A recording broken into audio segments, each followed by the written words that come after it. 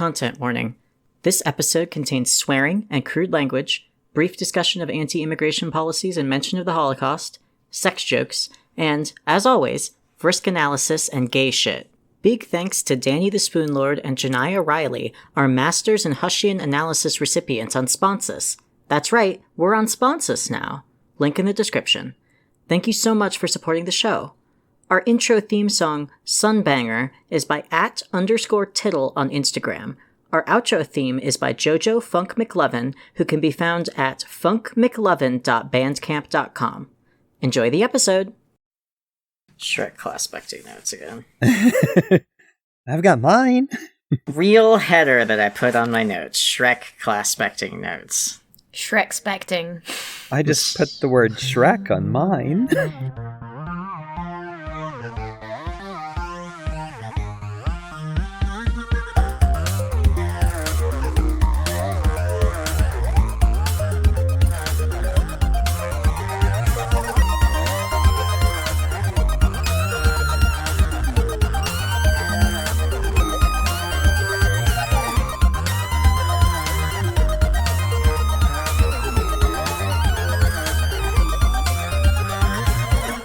Luckily, my dead name isn't Fiona. I saw this movie in theaters 20 years ago. Shrekspert.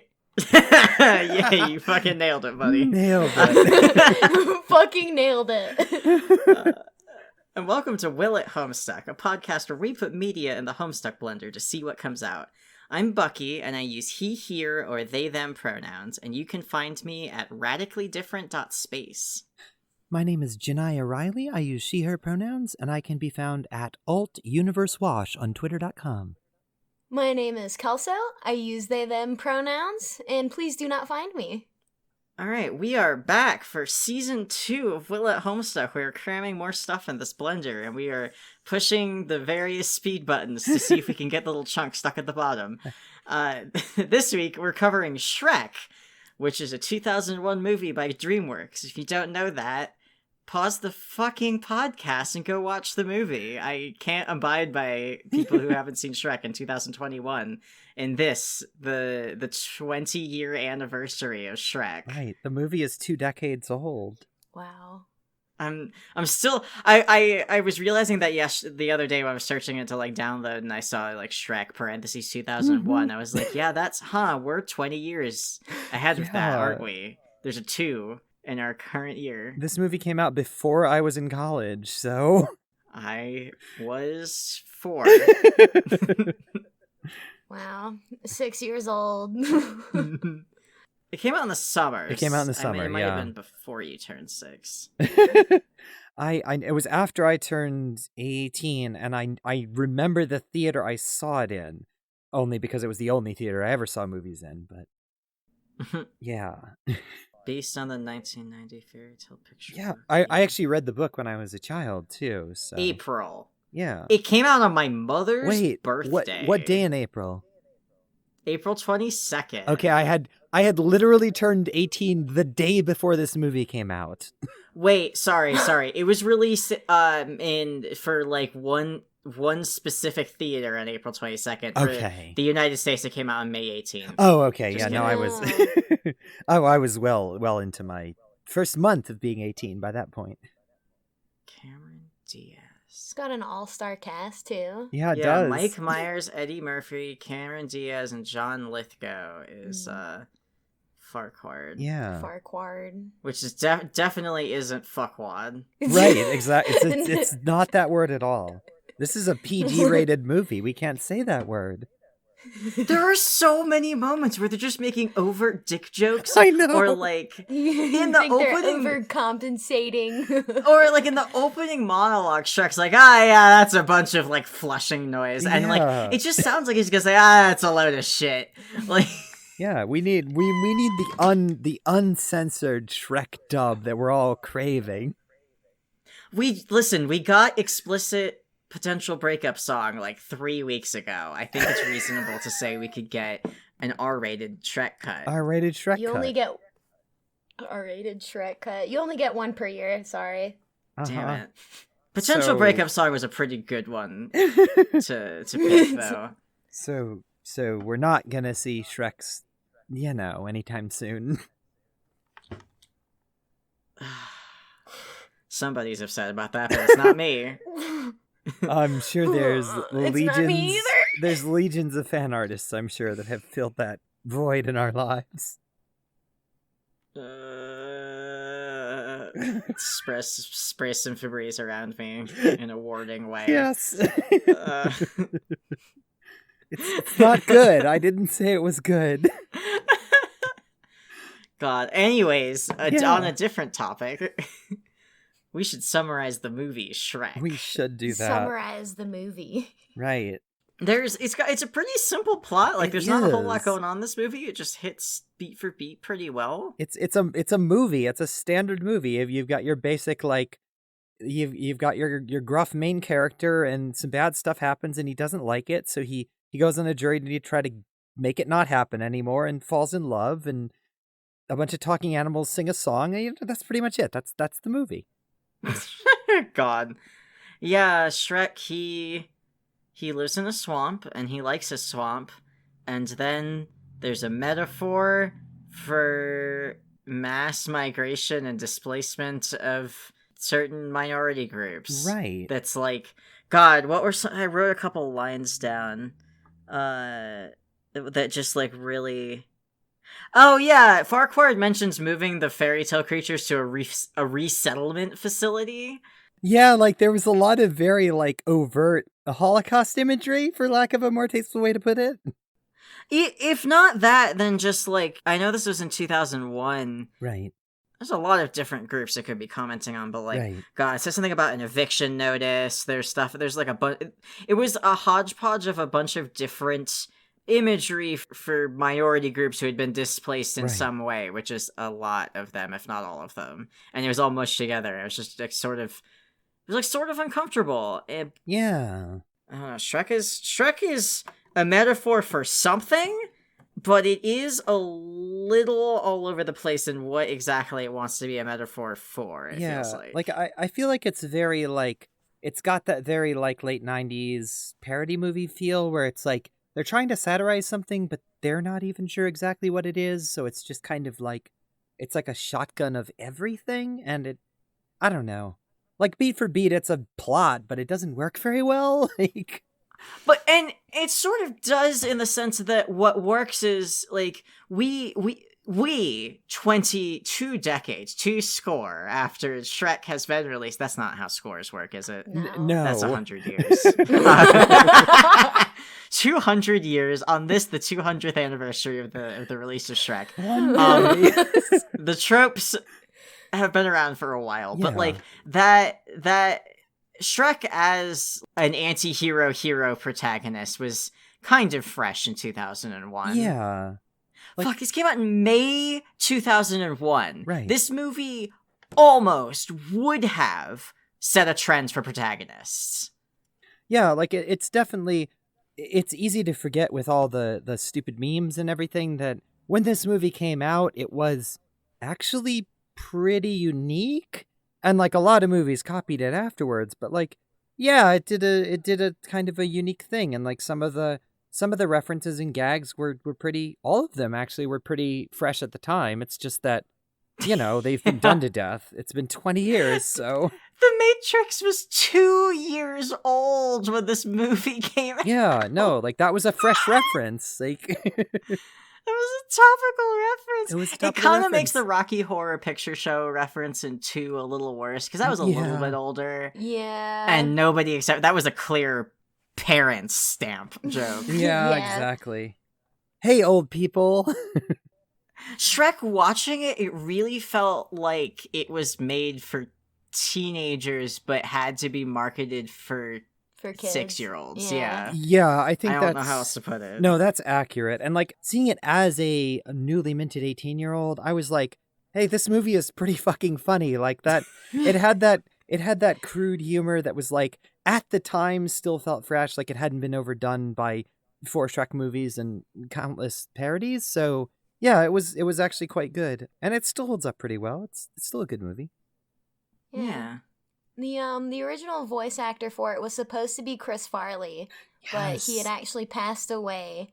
So they chose Mike Myers after him. So if you can only imagine what the movie would have been like if Chris Farley were still alive. Oh my god. I think I've heard that before. I think about that. Yeah, it would be... Yeah. It would be different.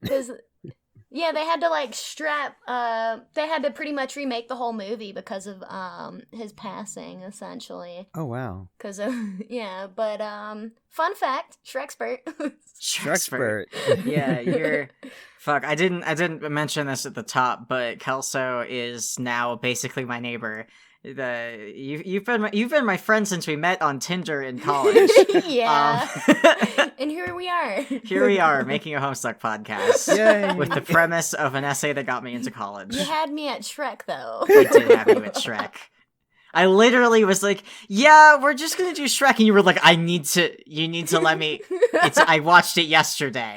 Literally, I did though. Yeah, you had me at talking to a microphone for 2 or 3 hours. Yeah, plot summary though. Yes, plot summary. Yeah, like it's basic hero's journey kind of thing. Shrek's in the swamp. You got all the weird relocation metaphors. He goes to find out what's going on. There's the Duloc, which is like a Disneyland ripoff with Farquaad, who I think is based on like one of the Disney people, right? Yeah, because Jeffrey Katzenberg was one of the producers of this movie, so this is a fuck you to whoever Jeffrey Katzenberg didn't like at Disney. Oh yeah, he hated them. Really fucking hated them. And then there's that wonderful scene where Shrek battles all those knights. Yes. And like he plays the heel basically. Like it's they're literally in a boxing ring. He plays the heel and he's still the hero, and then he wins. Right. And it's just I was like, wow, this movie's clever. Right. He's like the Rock or something, where he played the heel character, but everyone loved him. Yeah. Like, and then they go to the castle and they rescue Fiona. And Fiona wants the story to be normal so bad, and Shrek's like, I can't be normal. I'm so sorry. I'm neither cisgender nor heterosexual nor normative in any way, shape, or form. I'm here to fuck your story up. I'm Shrek. Shrek is a metaphor for everything that isn't heteronormative or assimilationist. And really, that's why Shrek is a true American icon, because Shrek isn't about assimilation. Shrek is about embracing who you are with all of your layers. Nice. All of your layers. Because queers also have layers. Yeah, like onions. Right. Like onions. Or a parfait. Everybody loves a parfait. Thanks. Fiona wants everything to be normal, but it will not be normal. Right. And then she significantly delays their trip back to Lord Fuckwad because she is cursed, and she's the bearer of the curse, and is an ogre at night, but only nighttime right now. Right. And then there is a typical dramatic irony misunderstanding. Hey, you know in like 10th grade when you're learning about dramatic irony and you're like, this is never going to be relevant to my life. Right. A coherent example of dramatic irony is when Shrek overhears only a portion of the conversation between Donkey and Fiona. Right. Now you understand dramatic irony. Right, we're going to use Shrek for literary analysis now. It's a masterclass. Yeah. Yeah. God. But that's the thing. This plot is really simple. Yeah. They pared it down to the bare fucking bones, and it just zips by, and it works. It's not a long movie. Like it's like 90 minutes long, and it goes by very quickly. None of its scenes like linger for very long. Like I know we were talking about it like last night, I think, and you commented that like Shrek and Fiona go from like I don't like you very much to like, yeah, I love you in like 10 minutes, but like that kind of fits the pacing of the movie. Like, it's just that kind of movie. It's literally a fairy tale. It's a subverted fairy tale, and it pulls it off really well. It does. Because, like, after the dramatic irony misunderstanding, it's pretty much all fall-like action from there. Like, Shrek rides back. He continues to be misunderstood. Fiona is like, hey, guess what? I will just show you what the fuck is up, because we timed this really well. Right. And then everybody gets what they want, except for Farquaad, who is eaten whole. Yep. And died on screen. He gets vored. I didn't say it. I know you didn't. I'm the furry on this episode.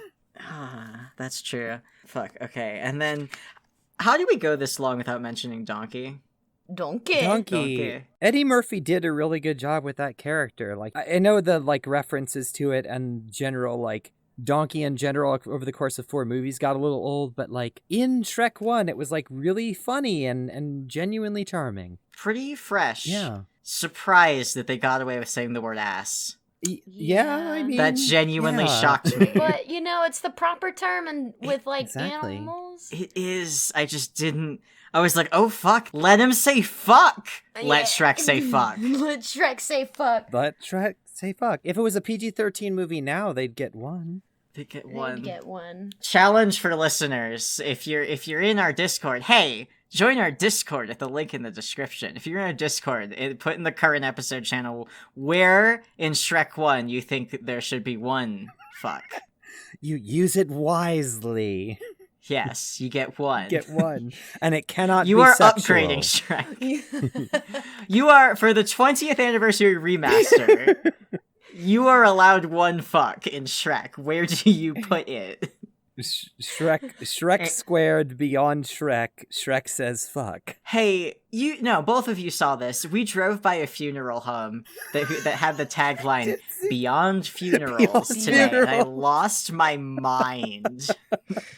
Oh my god, that is a bad tagline. Like even if it wasn't a Homestuck squared reference. I know. All right.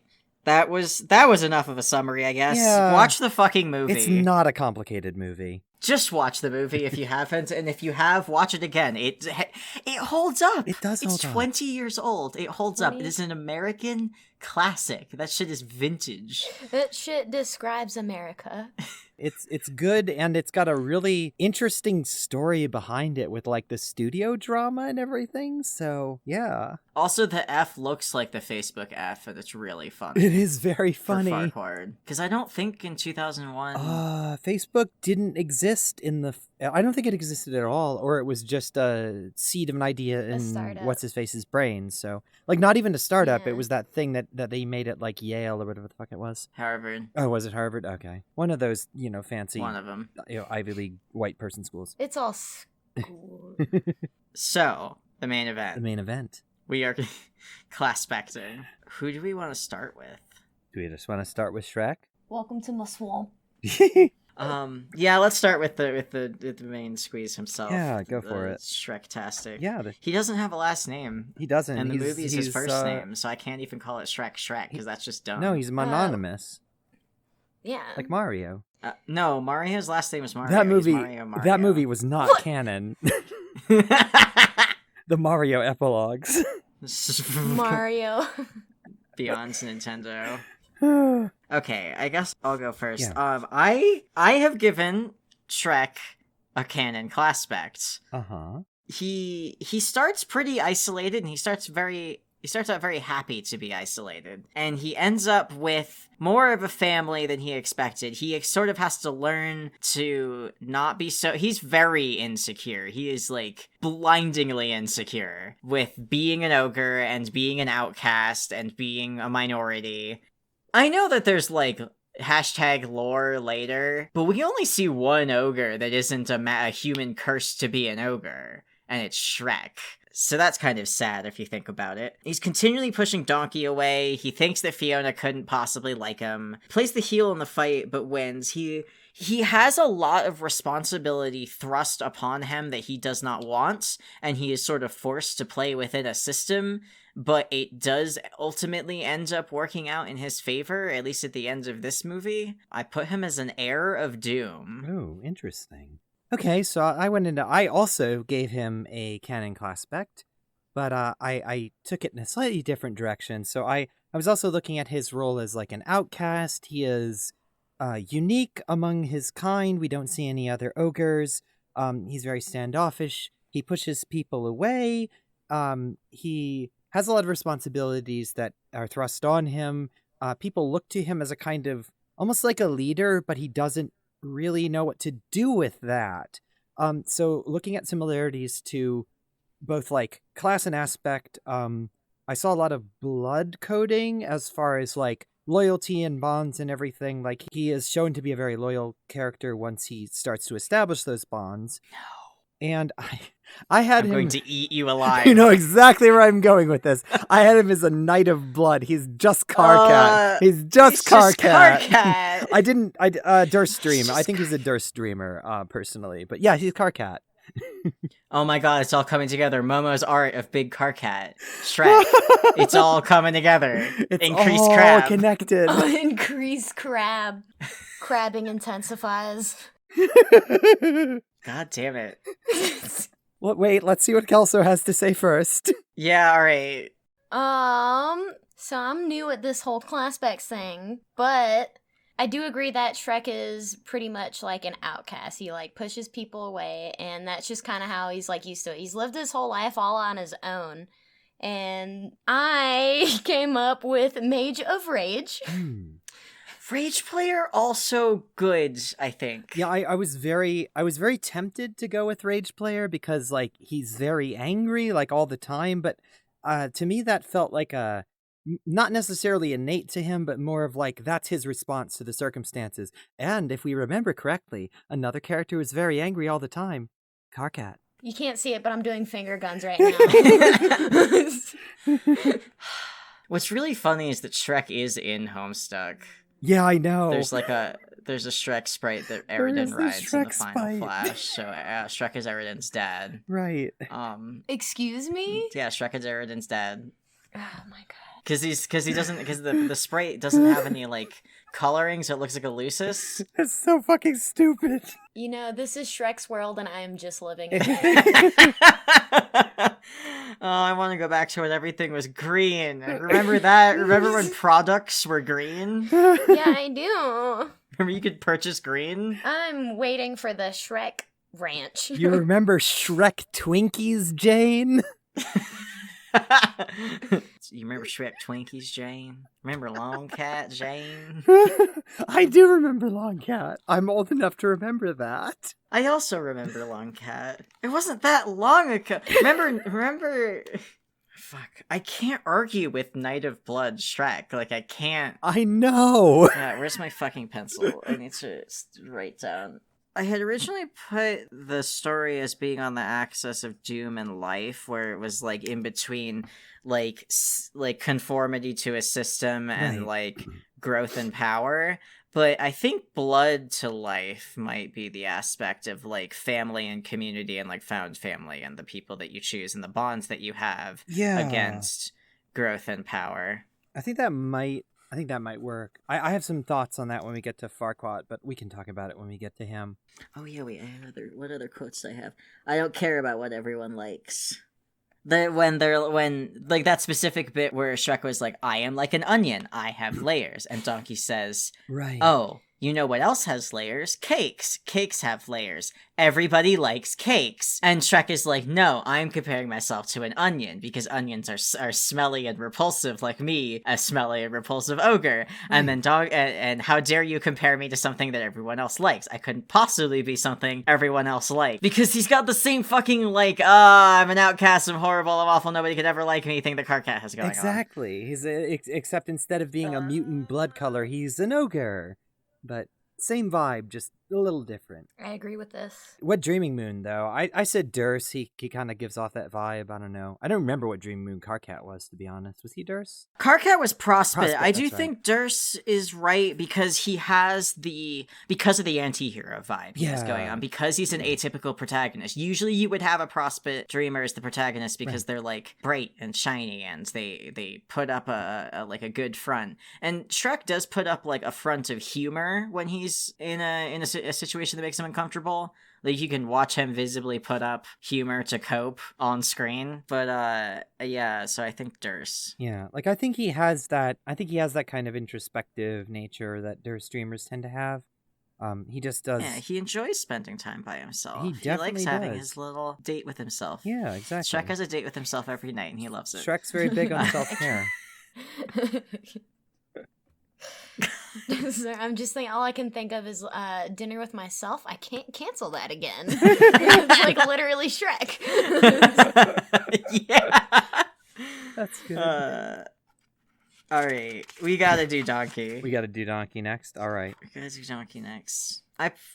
The first note I have is sidekick TM. I thought this particular quote was very telling of Donkey as a character. What's the point of being able to talk if you gotta keep secrets? Like, that just really sums the dude up for me. He is unflappable. He is somehow incredibly sexual. He is musical. He's always singing. They just, I wonder how much they let him ad-lib and how much they wrote, because it's Eddie Murphy, and they probably were just like, we know we can just let you loose, dude. Yeah. This is a couple of years after Mushu, right? Yeah, a few years, actually. Yeah, so they were just like, we know that you can do this. Yeah. They just let him loose. He sort of, Eddie Murphy at least sort of became this character in the zeitgeist the way, unfortunately, as much as he hated it, Antonio Banderas became Puss in Boots. Yeah, well, he can die mad about it, so... Yeah, that was a good role, That was actually. a good role. Spy Kids, too. He killed in Spy Kids. Yeah. Oh, he kills in anything. It's Antonio Banderas. This is true. Okay. Donkey is desperate for companionship and help. He is incredibly emotionally open. He does not understand constellations. He does not... Abstract concepts are not something for Donkey. Secrets? No. Constellations? No. Lying? He can, but, like, usually he just prefers to distract. Right. He acts as an emotional torpedo for Shrek and Fiona. He just drills down right into the core of whatever issues they're having. It's like, I'm gonna splash around in here with my stupid little hooves. Are you ready? So I was telling Jonaya that I picked a class spec that was one of our friends' class specs for one of the characters. Uh-huh. So not only am I rolling out a new classification system here on Will at Homestuck, I would like to say that not only is Donkey a Cronus, but he's also a Bard of Heart. Oh god fucking damn it. I can't argue with that. I'm gonna give my reasoning, but, like, that's so fucking This donkey good. has a codpiece, and there's nothing you can do about it. Shut up! I had, like, okay, he's also very about loyalty, like Shrek is. He is very friendly, he's very outgoing, very positive. Like you said, he doesn't lie, he tries to distract, he ends up saying some weirdly insightful things, even though he's portrayed as kind of goofy. And also I saw that he has a very long period of development. Like, you see him in the beginning where he's kind of, like, trying to find his footing, both literally and metaphorically. And then he gets more and more, like, confident as the movie goes along and kind of, like, fills into this role that he has in the story. So I had him actually as a page, and I had him as a page of hope. So I class-spected him as Jake English and a prospect dreener. So just Jake English across the board. The thing is, I really like the Bard of Heart thing, and it even fits in with his kind of, like, unintentionally fucking things up. Fuck it. No, he's the Bard of Heart. You got this one. The, like, passive destruction for everyone else's benefit. He's constantly destroying things. Like, that's why I said emotional torpedo. Like, he literally just keeps going, well, why, until, like, they get to the bottom of it. You're right on that one. You're right. And also, my Cronus classification system, I'm working out the kinks here, but Cronus Emperor, it's the everything. It's the musicality. It's the, like, tinge of desperation. Donkey's not a greaser, but, like, he's got all the weird anachronistic references, so that's, I think, counts for him. And you cannot look at that donkey and tell me that he's straight. No way in hell. That is a bi donkey. No, that donkey is bisexual. I mean... Kelso just looked off into space and blinked a lot, I think. I could feel my soul leaving my body. You're just rebooting a little bit, it's okay. I had, like, the rainbow wheel, like, just, like...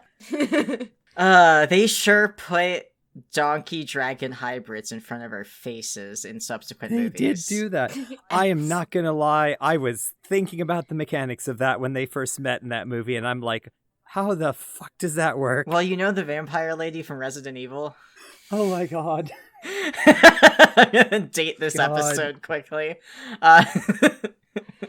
Just one big old wink. Just there's 1 9 foot. No, they're just Morticia Adams and Gomez Adams. Like it's just boss wife and male wife. It's a crossover. Or boss girl and male wife. Exactly. There we go. Yeah. Except we don't get a lot from the dragon. Like, I don't get a lot of boss girl from the dragon. I get a lot of also Yeah. desperation. She's a whole ass dragon. What are you talking about? Not the boss. I mean, yeah, like, everybody's scared of her, but she's also like, please love me. She's like a big puppy. That is true. Oh, She's wait, like a big guard shit. dog. She got like one compliment and she's like, She's a big pit bull. a big pit bull. None of the characters in this movie are white. I have commentary when we get to dragon because I just realized something about my class specting, but I'm curious what Kelso has to say because they didn't meet Cronus, so they don't have that bias. That's true. Yet. Yet. I will get to it eventually. More to come from the procrastinators. You won't survive meeting Crow without being forced to interact with Curtis Ampera. You will be unfortunately. indoctrinated. Our Yeah. Crow, not Curtis Ampera. Luckily, the man has not manifested Oh my physically God. in my home. Fish are manifesting physically in my home. I love fish. Thanks, dude. Okay, your thoughts on Donkey. Oh, on Donkey. I 100% agree with the bard, but I chose Light for him because I think that he is unreasonably lucky. He is just disgustingly optimistic throughout the whole thing. Even when Shrek's like shitting on himself, Donkey's like, well, wait a second. No. Like, you're a parfait. You are a cake. Like, he's just so incredibly nice to Shrek when, like, no one else would be, you know? Because, like, I feel like Donkey just has, like, just a heart of gold. Like, he's just so nice.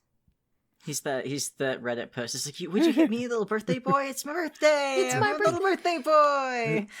The thing is that only strengthens my feelings on Bard of Heart, but part of that is because I know Crow, and that matches up really well, but also, like, I don't know. I think the Bard of Heart thing was really on the nose, which, yeah.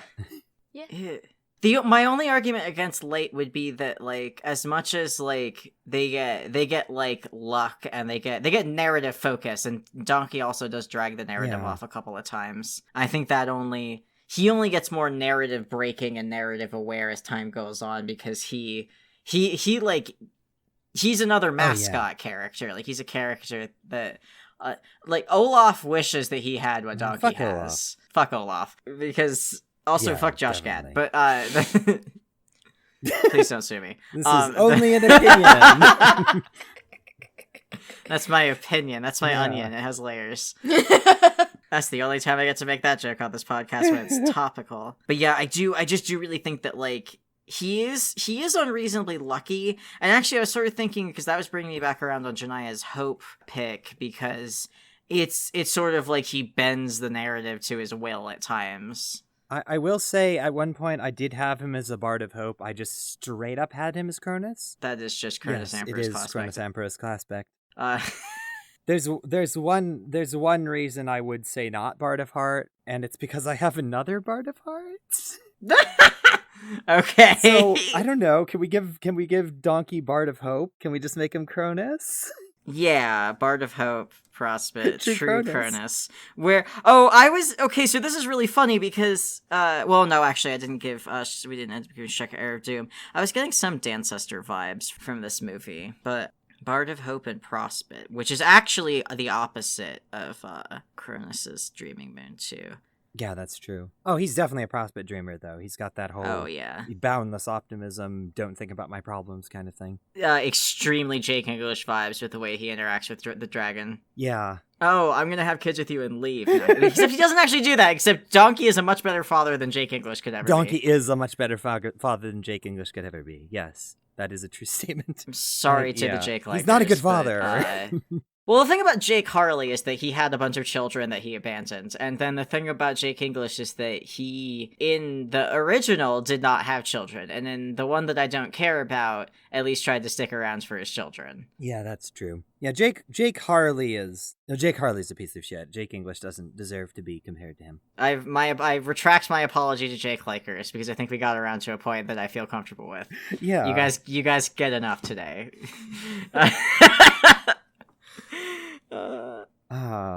Can we talk about the dragon We can now? talk about the dragon now. We'll save Fiona for last. Can I talk about the dragon first? Because it's relevant to what we were just talking about. Yes. Okay. I had the dragon as being, like, I see a lot of similarities between her and Donkey as far as, like, they both have that kind of vibe of, like, desperation and loneliness. The dragon is obviously a dragon who is very, like, protective and very protective of Fiona and her, like, her role in the castle and all that good stuff. But one of the things I thought I really picked up on was that the dragon's, like, loneliness and desperation are, as of the first movie anyway, very, like, unintentionally destructive.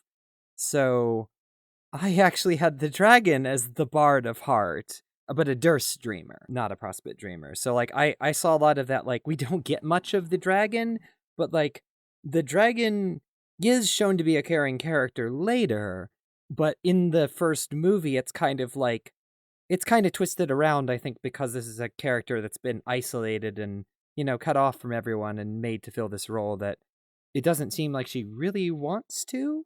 So you get that kind of, like, passive destruction aspect. I think it's tied into the heart aspect. That would be my take anyway.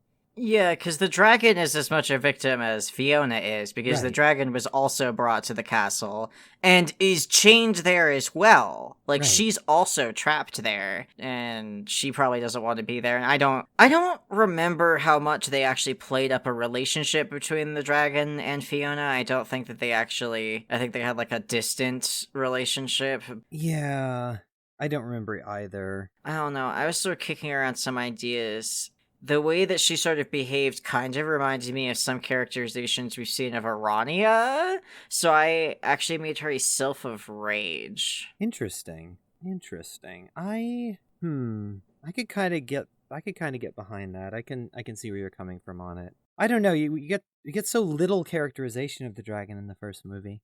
Yeah, I'm almost tempted to say that she's, like, rage-coded and, like, more of in, like, a Lucis role or, like, a guardian role than a role that could be class-spected.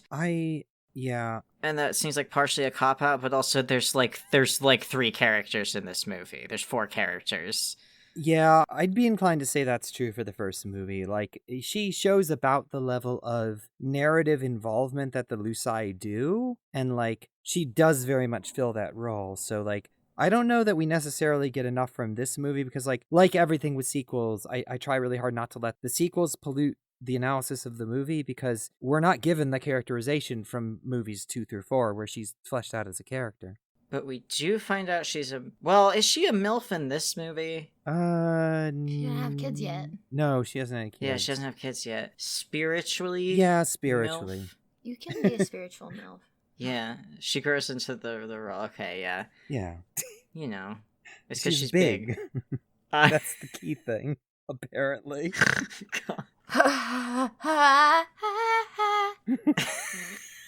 Yeah. Same. Let it out. Yeah. All right. Okay. Then we got Farquaad or Fiona first. I have somewhat interesting things for both of them, so either way. Which one do you want to? Which one do you want to present first? Because I've presented 2 first, and you presented 1 first. You should at least present. I would say Fiona. I think we'll go with Fiona, because I think I have a somewhat more interesting one for Farquaad. Okay, Fiona took me a while to nail down, actually, because, like, we don't get a lot of characterization from her at first. Like, she's very kind of, like, she's not blank slate, because there's obviously, like, a lot going on that we don't know about, but we don't know about it until about halfway through the movie. So, Dreaming Moon, I thought was pretty solid. She's definitely a Prospect dreamer, definitely has that kind of, like, optimism, idealism, don't think about your problems, all that good stuff going on. Trying to figure out aspect, I ended up landing on rage. I think that she has a lot of that, like, rage in the sense of anger at the system that she's a part of, or the structure that she's forced to be a part of. Like, she appears to be very on board with it when we see her in the tower, but then it becomes very quickly apparent that she's not happy with what she's been forced into. So I think we get a lot of rage coding in that sense. Class was really hard for me. I almost had her as a sylph, but that didn't quite feel right to me. Like, it didn't seem like she was enough of, like, a supporting type personality, and she didn't really have any of the like passive creation going on. But the thing I did see is that she has kind of the longer development that we see with Pages, but less so. And she definitely has that sense of like a person who has a specific role to play that they're not really a part of it at first, but then they kind of take it on as the narrative progresses. So I actually had her as an heir of rage. I agree with you on the rage bit. Like that seemed pretty solid. She's got like she's got Slate Momo vibes. Yep. That's part of where rage. Momo's a rage player, I know. Momo is a self of rage. But, like, just I don't know. She doesn't take any bullshit or what she thinks is bullshit. Even if she's wrong, she won't take what she thinks is bullshit. She's originally trapped in a fairy tale world that she thinks she has to fulfill because she's been waiting to be rescued forever, and that just seems like the only option. I think she's got eldest daughter syndrome out the ass. Like, having the responsibility of what your family needs you to be dropped squarely on your shoulders, and then just like, here, you have to deal with this trauma forever. Goodbye. Ouch. Yeah. She warms up to Shrek after overhearing him talk to Donkey about feeling like people judge him because she's literally like, all she knows is that she was awful enough that her parents had to send her away, and then she's never seen anybody else in her life. So I imagine she thinks she has issues with her self-image. She's incredibly comfortable with very gross things and things that are off-putting and subvert your expectations. She's very insecure but also sort of stuck on the rules, and she can't think of herself as pretty or desirable as an ogre because that's not how it's supposed to be. Like, she's very stuck on like rules and having to break out of them. I don't know to what extent this has an effect on like her class, but I just thought this is interesting to note. We only see her magical transformation in full when she's going from human to ogre. We never see her go from ogre to human on screen.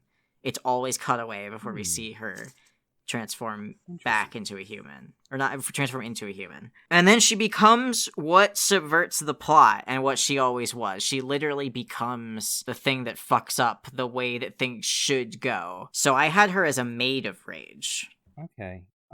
Yeah. I actually could see her as a Durst streamer to some extent, but she does also have some Jade vibes, which I think are giving me the Prospect stuff. I again, be interested to hear what Kelso has to say, but I kind of agree with the maid thing. I think that's she gives off some slight like handmade kind of things going on there, which I think that's appropriate. Yeah. I got Lord of Breath because I found that she is kind of very controlling from the get-go. Like, when they first like meet Shrek, like, this isn't how it's supposed to go. You're not my Prince Charming. Blah, blah, blah. Can we, like, please stop for the night? Like, I need to stop now. She literally holds up the plot. Yeah, pretty much. And she tries to create this world that, like, was taught to her. And, like, she's so against what everything has happened, but, like, eventually does warm up to it. Yeah. Giving her a master class is interesting because she's the only person in the plot who's actually royalty. Mm-hmm. Right. Yeah, and she's used to getting what she wants, even if it's contained within her situation. Pretty much. I mean, yeah, she is pretty much, like, still royalty, and very much does act like it whenever they're, like, camping out. She's like, I need a door. you know what I'm saying? Like, I need privacy. Notably high-class thing, doors. Oh, yeah, but she still, like, breaks out of, like, social norms, I guess, because she hasn't been around people, so when, like, they get, when they meet, like, Robin Hood or whatever, she, like, kicks their ass. Yeah, because she's just been teaching herself martial arts, or... Like, she's not born stupid yesterday, or whatever that video essay was. She's definitely got a head on her shoulders. Yeah, she's... Born sexy yesterday. Born sexy yesterday. Here, let me hit you with this one, because I do... Like, I like the whole, like, she takes this kind of, like, active control. I'm not sure if she quite goes to the extent that, like, a lord would, but what's the active manipulation class? It's witch, correct? Yeah. What about a Jade witch vibes. of something? Jade vibes. Witch of Rage? I can see the breath. I'm not sure if I'm getting enough, like, of the change and freedom part of it, but, like, I I guess I could see the argument for breath. Witch of Rage or Witch of Breath. I think I would be cool with either one. I mean, she literally chooses ogre at the end. Right. And that's like the ultimate break of like freedom and individualism. Yeah, that's a good point. Did she choose ogre? She chose Shrek over Yeah, like I always Farquaad. thought the implication was that she would take the form of like whoever she ended up like genuinely falling in love with. So like, yeah, that was, Yeah. yeah, I think I'm kind of sold on the breath aspect, Witch of Breath. Witch of Breath. Yeah. CrossFit. Got a June Harley going on, I guess. Yeah. Fuck. June Egbert real. I guess. June Egbert real. I mean, we've got a very like trans-coded type story going on there, so yeah. The story's pretty transgender is the thing about it. It's got a lot of transness. I have no argument. My parents locked me up because of the thing that I become at night. I have to marry somebody who I have to marry like the perfect man at the top of society in order to fit in my role. Oh, the working class, lower class minority is like has come to show me what class consciousness is. I'm no longer going to identify as this is a Big Joel video. Like I'm just describing the plot of Big Joel's Shrek videos right now. Just watch Big Joel's Shrek video. Oh my god. No, I know. It's a very good video. Communism. Let's talk about Lord Farquaad. Let's talk about Lord Fuckwad. Kelso, do you want to go first for this one? Do you want to take a stab at going first? I'm just gonna run into this. He is also gonna be a lord of just doom. He is very controlling. He's very short. He overcompensates for things. Because I think he's just very insecure. Insecurity in this movie. A lot of insecurity in this movie. I mean, he's probably the metaphor for insecurity. You can see it, like, in his size and, like, in his castle and everything. Like, when Shrek and Donkey walk in, like, Shrek's like, oh, do you think he's, like, overcompensating for something? And it's, like, all Farquaad everything. Like you said earlier, is basically like a Disneyland, but instead of Mickey Mouse, it's Lard Farquaad. Lard Farquaad. And he really does kind of bring just a lot of, I guess, like, doom towards, like, the other characters. He makes a lot of the, I guess, side fairy tale characters, like, move out of his kingdom into this swamp. Like, that's very... And specifically because Doom's Doom, but, like, systems and working within a system as well. And, like, sorry, I'm interrupting you. He's I will have order. I will have perfection is what he's, like, shrieking when the wedding is going wrong. Mm-hmm. And he's a petulant little child who demands order at the expense of everyone else. Law and order. Law and Order Shrek unit. Is Shrek a cop? No, he's not a cop. No. But he They works don't for even the have- government. They don't even have dental. Yeah. Shrek is a working class union card carrying ogre. Shrek is union all the way. Shrek is American. Shrek would be born in the middle of the Appalachian Range. Shrek is a homegrown coal mining. I'm getting You're too getting specific. very Yeah, that is very specific. I don't think he'd mind coal though. I think he would make wax like fucking candles. Okay. Anyway, now that we've written this Yes. Shrek fanfiction, let's get back to our other Shrek fanfiction. You said Lord of Doom. Lord of Doom. That is what I came up with. That's interesting. He hates fairy tale creatures ruining his perfect world, but he is willing to use them to his advantage. He wants to be king to have power and plans to do so by marrying a princess, but this is not for love or anything. He does not seem interested in romantic attraction at all. Like, once he decides that he's going to marry Fiona to get her power, that's when he starts finding her attractive after he's already found a use for her. And he won't even listen to what the mirror says about what's happening to her. And then I know that we've been seeing this quote around a lot just because of, like, the world we live in, but, like, watching him unironically deliver the line, "Some of you may die, but that is a sacrifice I am willing to make," was just not this. The plot of this movie is so tight. There is no deviation. There is no meandering. There is just the characters say what the fuck is going on with their mouths. And I think the Doom and the system stuff is really interesting, but I classified him as a life player because of the association with power and capitalism and rulers. He's the one who's like trying to be, he's literally trying to be in control of everyone else. He's trying to be a king.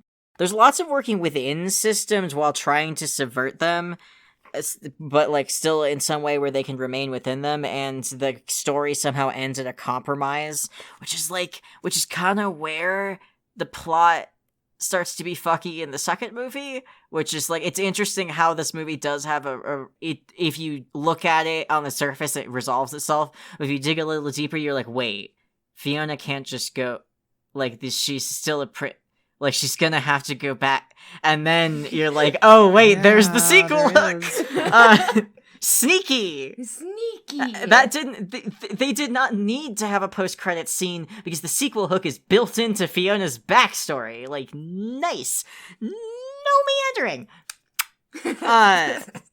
But basically, because I gave him life, I actually made him a thief of life, because he is taking everyone else's resources for himself. And my apologies to Mina. But I think instead of being a Durst player, he's a Prospect player, because he's got everything sort of up front for him. He doesn't have anything up his stupid little sleeves. It's all laid out there. He's throwing a temper tantrum about it. It's Prospect player.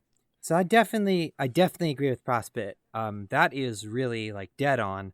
I also had him as a lord. Like, I see him as being very, like, he wants to take control, he wants to be in charge. He's very, like, he's very hands-on manipulation in the sense of, like, absolute control. But actually, so I went in a slightly different direction with his aspect, which is that I saw ultimately what he's trying to control and what he's trying to, like, manipulate isn't necessarily a system. It isn't necessarily, like, anything having to do with the actual kingdom. What he wants to control is the narrative itself. He wants to be able to have his world exactly the way he wants it, whatever that takes. Like, he wants to be the king in the castle in the fairy tale. So I actually have him as a Lord of Light, where his, like, ultimate goal is to just be in total control of the narrative itself, to make whatever the hell he wants happen. Yeah. Like the scene in the wedding where he has his goons holding up emotional cue cards for the audience to react to. That is a light player thing to do. You will react the way I say you will, because I wrote this, and this is the reaction it's supposed to elicit, because I am the author. Right, like, he's got, like, I totally agree with the stuff that y'all were saying. Like, he is like the some of you will die, I'm willing to make that sacrifice. Like, he will manipulate anyone else. He does control systems, but, like, what he's doing it in service of is just to have his own world. Like, he built this Disney-esque kingdom to completely control everyone's perception of who he is and his world. Like, that's what he wants the whole world to be. He wants the fairy tale creatures to be gone. He wants his little perfect, quote-unquote, perfect kingdom to exist. He wants to have his fairy tale marriage the way it's supposed to be in the narrative. Like, he wants to be the happily ever after in the fairy tale, just in, like, the worst possible way. I mean, there's a reason that Rose lives in a mansion and Vriska lives in a mansion with a basement full of stolen gold. Like, the light players are also rich. They also get fortune, and the more money you have, the more fortunate you have, and the less everybody else has, because that's how capitalism works, and that's how feudalism works, and Farquaad's at the top of the... Like, this isn't... There are the trappings of capitalism in the sense that it is a Disney... Well, it's a DreamWorks movie that is attempting to clown on Disney, so there are some capitalistic elements, but it does still take place in a setting where, like, it's feudalism, and there's just a king, and there's lords, and that's just how the land's parceled up. Yeah, he just wants to be the king and control everyone else. Fucking alrighty. That's the characters. That's the characters. That's the characters that show up in this movie that have any amount of significant characterization. Yeah. I was going into this, I was like, maybe I'll do Gingerbread Man. I remember him being big in the second movie. He gets like 3 lines. Not my gumdrop button. Look how he spits on him too. He's like, you can't make me talk. This cookie is gay, and there's nothing you can do about it. Cookie is gay. I had Pinocchio written down because I was like, I thought he had some lines in the first, but no, he has like 2 lines. It's all in the second movie. I'm not convinced that Pinocchio and the Gingerbread Man don't have the same voice actor. Don't tell me if that's not true. They very well might. I will look that up when we are done with this. God. Okay, so shipping? So quadrants? So what can we even do with that? I mean, like, I think there are some ships in this. I mean, you've got, I'm gonna say Fiona and Shrek are a pitch to red vacillation. Yeah. There's sexual tension the whole time, but they hate each other at first. I'll allow it. Exactly. I think, like, initially, Shrek has pitch feelings and Fiona has red. Yeah. Then she finds out he's an ogre, and they, like, flip back and forth for a while. And then they finally get back around to reds. They're like a fucking badminton vacillation match here. I'm really proud of you for pulling up the WikiHow on Homestuck quadrants. Yeah, there were plenty of other links I could have done, but you know what? The WikiHow, like, honestly, like... That's better than trying to read Homestuck.com, yeah. I have been writing so much quadrant shit lately, it is burned into my brain now. I wish those nerdy little assholes that you would cringe at in high school that, like, were definitely doing this with real people in high school. I'm not surprised. Yeah. I'm saying this so that nobody can, like, hold it against me later because I'm aware of it. That's fine. Donkey and Shrek are unhealthy ashen with no third leaf. Yes. To pale. Mostly unhealthy ashen. I don't think that I think even by the end, like, they're not quite, like, they don't have a very good relationship. No, not really. And, like, I can see where you're going with that too, because, like, they're both, like, trying to solve the other one's perceived problems in an indirect way with no other party involved, which, like, that's the, like, definition of a failed auspicist. They're just really bad at it. Yeah, like, they need somebody, like, they need Puss in Boots. Yes. They need Puss in Boots to come in and complete their relationship. Yes, exactly. They need Puss in Boots to come in and complete that relationship. Do I mean that Shrek, Donkey, and Puss in Boots are in a polyamorous, homosexual, queer platonic relationship? Yes. Absolutely. I feel like that's just canon. You're gonna kill me with your eyeballs one day. I am. They're like little, like, daggers shooting through my pupils. I can't see your eyeballs. Do you have any hot quadrant takes, Kelso? Oh, no, I'm just here for the ride at this point, I think. Nice. I'm not a shipper. That's fair.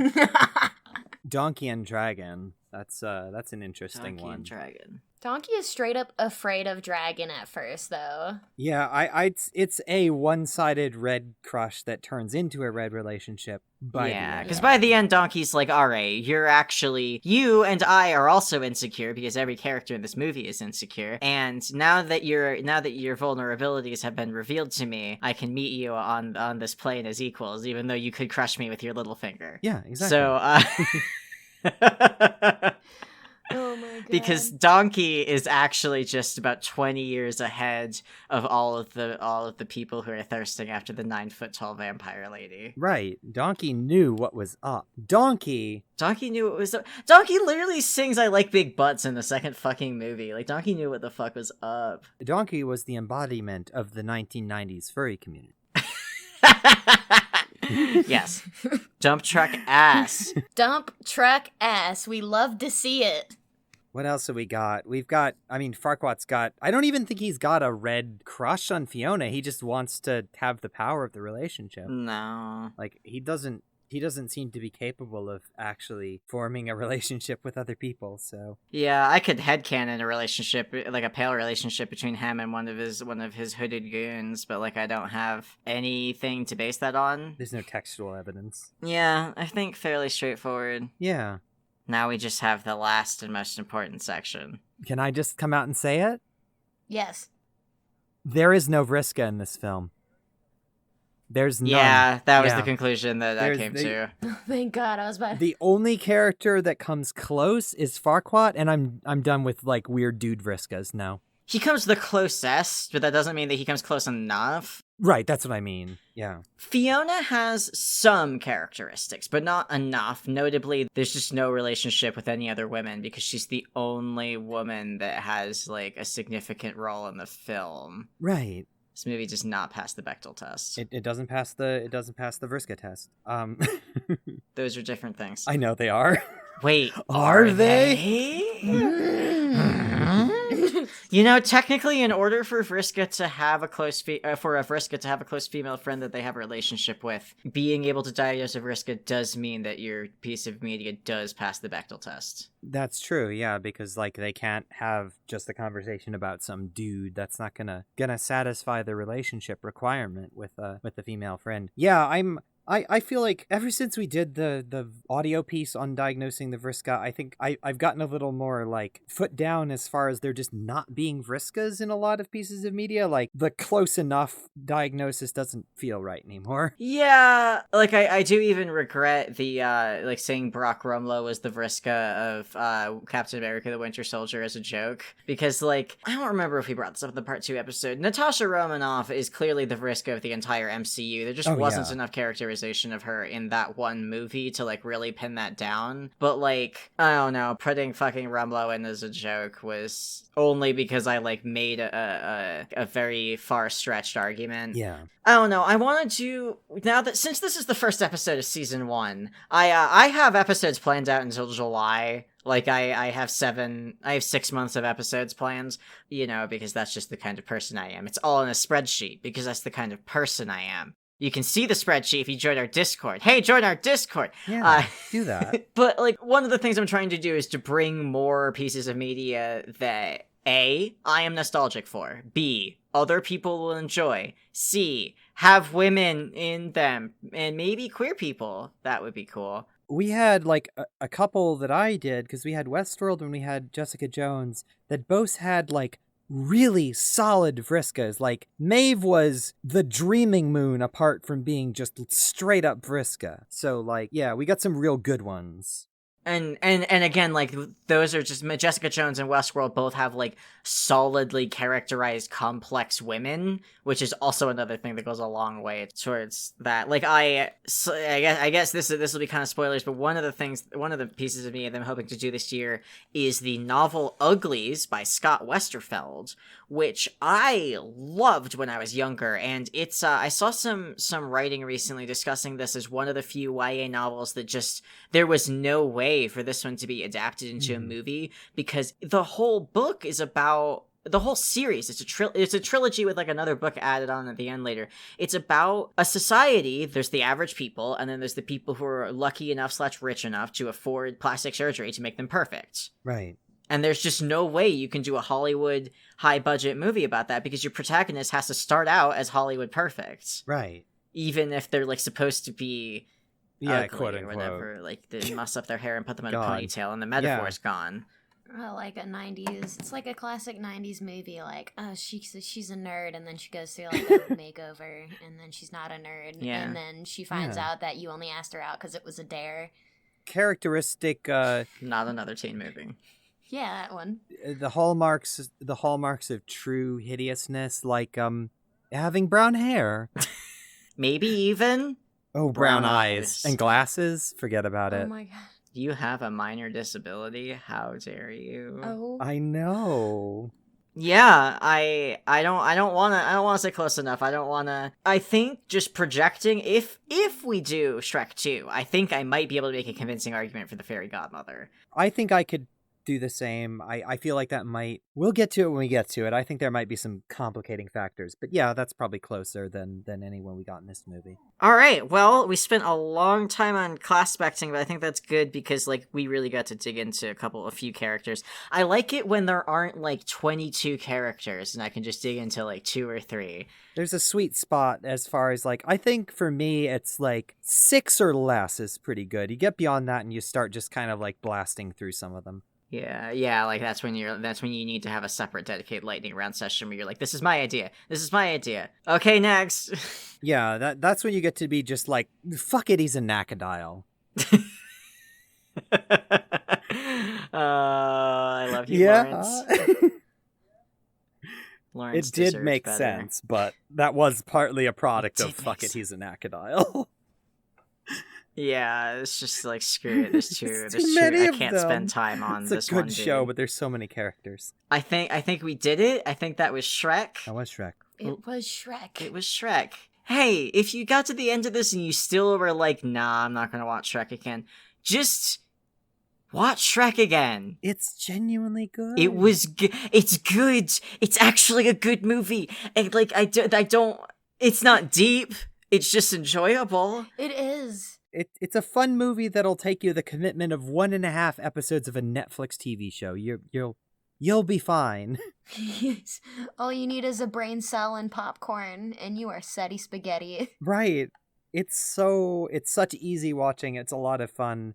And like, as a product of its time, it actually did a lot of really like revolutionary stuff for like that kind of movie. All right, well, I've been the timeline where 9/11 didn't irreparably alter the trajectory that Shrek took. And I've been Fox in Boots. Yes! All right, thanks for coming, everybody. We will catch you next time. Bye! Bye. Bye.